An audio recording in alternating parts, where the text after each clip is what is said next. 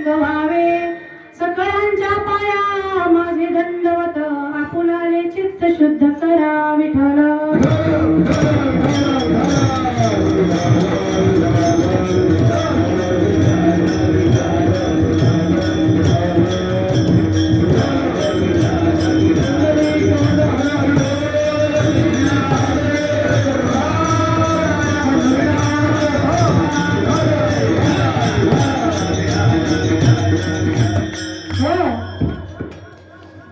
आपला वेळ झालाच आहे. थोडी अजून तुमची 10-15 मिनिटं. बघा, भगवंता तुकोबारायांनी अभंगाच्या माध्यमातून आपल्याला चांगला उपदेश केलेला आहे. इथं ते करावे देवाचे चिंतन करुणीय म्हण हित ते करावे देवाचे चिंतन. आता तरी पुढे हाची उपदेश नका करू नाश आयुष्याचा. आणि तिसऱ्या प्रमाणात तुकोबाराय काय सांगतात, हित ते करावे देवाचे चिंतन करुणी. का करायचं चिंतन देवाचं? का करायचं? हे खरं आहे की आपल्या आयुष्याचा नाश होऊ नये म्हणून बाबा चिंतन करायचं. पण दुसरं एक कारण आहे की आपण त्या भगवंताचे ऋणी आहोत. बाबा का ऋणी आहोत सांगा ना. हे कधी आपण ओळखतच नाही, जाणतच नाही. तर मला सांगा, आपल्या आयुष्याचं सोनं आपण करणारच कसं? नाहीच करू शकत. त्याच्यासाठी जाणलं पाहिजे. रात्रीही महाराजांनी सांगितलं की जोपर्यंत तुम्ही काही गोष्टी जाणत नाही तोपर्यंत तुम्हाला त्याचा उलगडाही होत नाही. सुंदर कीर्तन केलं आपल्या विलास महाराजांनी. का सांगते आपण त्याचे ऋणी का आहोत? बघा, भगवंताने आपल्याला देह दिलाय. एक वयोवृद्ध आजोबा होते बाबा. कारण का उदाहरण सांगितल्याशिवाय लोकांना त्या गोष्टी कळत नाहीत, म्हणून उदाहरण सांगावं लागतं. एक वयोवृद्ध आजोबा होते, अगदी 80 वर्षाचे होते. पैशाने गणगंज श्रीमंत होते. पण श्रीमंत असून त्यांना हृदयाचा विकाराचा त्रास होता. ऑपरेशनसाठी गेले दवाखान्यामध्ये. आणि गेल्यानंतर तिथे त्यांच्यावर शस्त्रक्रिया चालू झाली. चालू झाल्यानंतर त्यांचं जे हे हृदय आहे, आपण त्याला दिल म्हणतो, बरोबर ना? आपण त्याला दिल म्हणतो. हृदय हे 8 तासासाठी त्या आजोबांचं त्या डॉक्टरांनी बाजूला काढून त्याच्यावर शस्त्रक्रिया झाली. आणि 8 तासानंतर ते हृदय त्यांना बसवण्यात. 80 वर्षाचे आजोबा, सुंदर असं त्यांचं शस्त्रक्रिया त्यांच्यावरती झाली. ऑपरेशन सक्सेसफुल झालं. त्यांना स्पेशल वॉर्ड मध्ये शिफ्ट करण्यात आलं. शिफ्ट केल्यानंतर 4-5 दिवसानंतर त्यांना डिस्चार्ज दिला. आणि डिस्चार्ज दिल्यानंतर त्यांच्याकडे आता आपण घरी येतो, हॉस्पिटलला आपण जातोच, बरोबर की नाही? आपण पाहुणे आहोत हॉस्पिटलचे. याला जरा आपल्या आता ह्या कलियुगामध्ये तर चालूच आहे बाबा, बरोबर की नाही? तुमच्या तर सोडा, आमच्या तर रोजच चालू आहे. तर त्या आजोबाला डिस्चार्ज दिला. आता डिस्चार्ज दिल्यानंतर आपल्याला सहज म्हणतील कसा घरी बाबा बिल आणून ठेवतात ना, तसं त्या आजोबांकडे बिल दिलं. आता बिल कितीचं दिलं? 8 तासाचं ऑपरेशन बाबा, 8 लाखाचं बिल दिलं. 8 लाखाचं बिल दिल्यानंतर आजोबा बिलाकडे बघून रडायला लागले. आजोबा बिलाकडे बघून रडताय. डॉक्टर विचारतायत, आजोबा काय झालं? जास्त झाले का पैसे? आम्ही तर कमीच लावले. आम्ही तुम्हाला रोजचे आमचे तुम्ही पेशंट असल्यामुळे आम्ही कमीच लावले. नाही बाबा, त्याच्या तिप्पटीने मी तुम्हाला पैसे देऊ. मग रडताय का? कारण काय रडण्याचं? तेव्हा ते आजोबा काय होत घालले हे नीट आहे. माझ्या माता बोलले नीट आहे का? अहो, आपलं हे आयुष्य सुद्धा भगवंताने जे आपल्या माताला दिलंय ना, ते सहज नाहीये. आपुली आपण करा सोडवणं, संसार बंधन सोडावे. जे दिवशी सोडाल, अरे स्त्री पुरुष काही नाहीये, आपली आपण सोडवणूक करून घेण्यासाठी या जन्माला आलोय बाबा. हे आयुष्य सहज नाहीये. जर तुम्ही सोडवणूक कराल तरच या 84 लक्षणीतून तुम्ही वाचला व्हाल, नाही तर होऊच शकत नाही. बरोबर की नाही? या आजोबांच्या हातात बिल पाहिलं, आजोबा रडायला लागले. डॉक्टर म्हणतात रडताय का? आजोबांनी कारण सांगितलं. कारण काय सांगितलं? अहो, माझं हृदय तुम्ही 8 तास बाजूला ठेवलं आणि 8 तास तुम्ही जपल्यामुळे 8 लाख रुपये बिल लावला. मग मी माझ्या आज वयाच्या 80 वर्षांपर्यंत माझ्या भगवंताने एक एक अवयव माझं सांभाळलं. मग त्याचं बिल माझं आतापर्यंत किती झालं असेल ह्याचं टेन्शन आणि हे आठवण ते रडायला लागले. विठ्ठल विठ्ठल आपल्याला भगवंताने आयुष्य दिले ते व्यर्थ घालवू नका. इथं ते करावे देवाचे चिंतन. आणि म्हणूनच जगद्गुरु तुकोबाराय काय करतात सांगतात, हित केल्यानंतर तुमचा लाभ होणार आहे अभंगाचं.